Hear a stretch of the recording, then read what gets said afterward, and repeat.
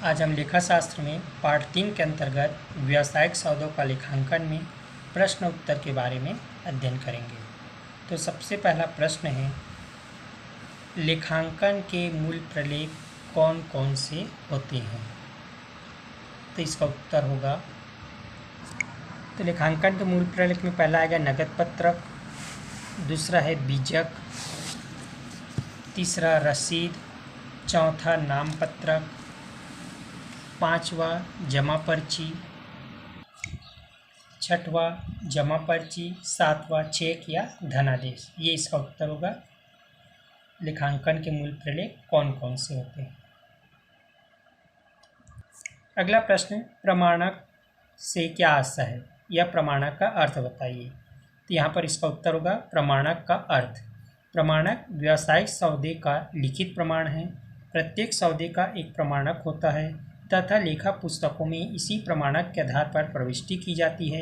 इन्हीं प्रमाणकों को लेखांकन के आधारभूत प्रलेख कहते हैं। प्रत्येक व्यावसायिक संस्थाओं में प्रमाणक एक निश्चित प्रारूप में पहले से ही मुद्रित करके रखे गए होते हैं।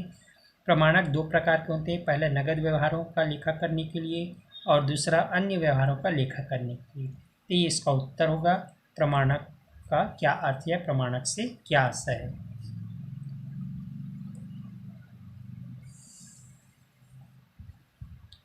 फिर यहाँ पर दिया प्रमाणक का प्रारूप, यहाँ पर ये प्रारूप है प्रमाणक का। अगला तिलक प्रश्न हो सकता है, प्रमाणक कितने प्रकार के होते हैं या प्रमाणक को कितने भागों में बांटा जा सकता है? तो इसका उत्तर होगा, प्रमाणकों को मुख्यतः दो भागों में बांटा जा सकता है।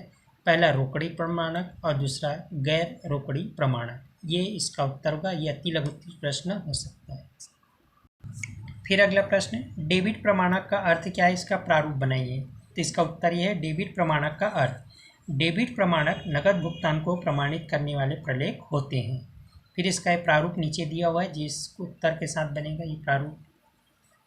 फिर अगला प्रश्न, क्रेडिट प्रमाणक का अर्थ क्या है, इसका प्रारूप बताइए। तो क्रेडिट प्रमाणक का अर्थ नगद प्राप्तियों को प्रमाणित करने वाले प्रलेखों को क्रेडिट प्रमाणक कहते हैं।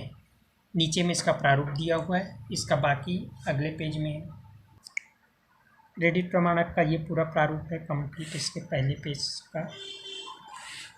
फिर अगला प्रश्न, सौदा का क्या अर्थ है या सौदा किसे कहते हैं? तो इसका उत्तर ये होगा, सौदा का अर्थ, हेडिंग देंगे पहले, फिर लिखेंगे उत्तर, दो पक्षों के बीच होने वाले मुद्रा, माल या सेवा के आदान प्रदान को व्यवहार, लेन देन या सौदा कहा जाता है।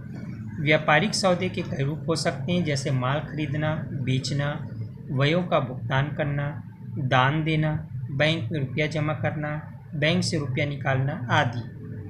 ये व्यवहार नगद अथवा उधार दोनों हो सकते हैं। तो ये इसका उत्तर होगा, सौदा का अर्थ। फिर अगला प्रश्न है, लेखांकन समीकरण से क्या आशय है या लेखांकन समीकरण का क्या अर्थ है?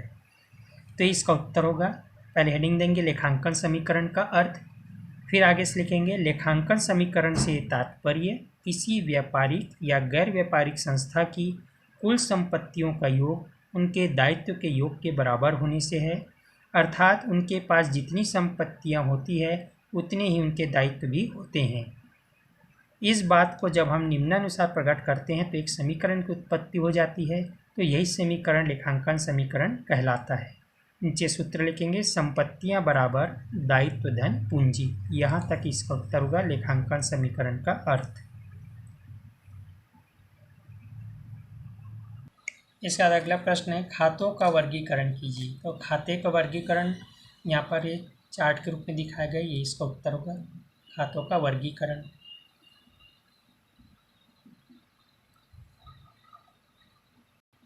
इसके बाद पाठ के अंत में एक अंक की प्रश्न उत्तर, जिसमें प्रश्न उत्तर उसी के साथ दिए गए हैं, इसमें है, इसको भी याद करना है।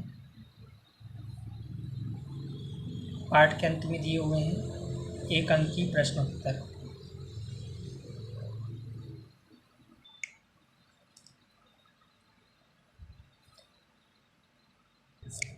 इसके बाद डेबिट तथा क्रेडिट के नियम, डेबिट और क्रेडिट का अर्थ। तो इसका उत्तर यहाँ पर दिया हुआ है, डेबिट और क्रेडिट का अर्थ क्या है।